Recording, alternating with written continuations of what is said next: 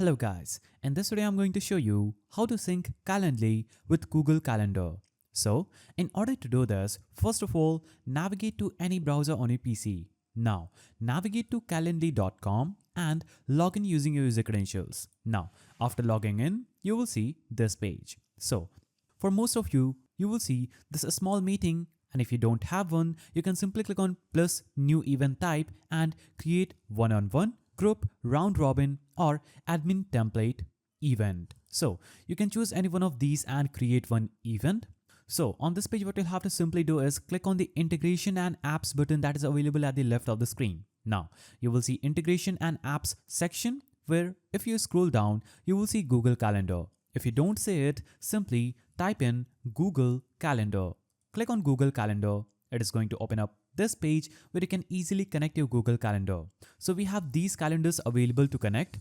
I'm going to simply click on the connect option after Google Calendar because we are going to sync Google Calendar with Calendly. Now, here on this page, you'll have to basically choose an account with which you want to connect your Google Calendar with Calendly. So I'm going to choose this account. After this, click on continue again.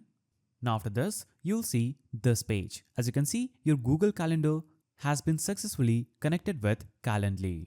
Now you can see I have connected my Google Calendar, and in the sync settings, you can choose include buffers on this calendar. If you want this setting to be done, simply check this box. Now you have another option in the sync that says deleting or declining an event in your calendar will also cancel it in Calendly. You can check this box according to your preference. After you do this, we'll navigate back to Calendly and I'm going to click on the create option. Click 101 and create one-on-one meeting. Now I can simply scroll down and choose a specific date or time hours. So I will choose 6th of January and this will be the hours. Now I'll click on apply. I'll click on create. Now as you can see, I've created this meeting right now.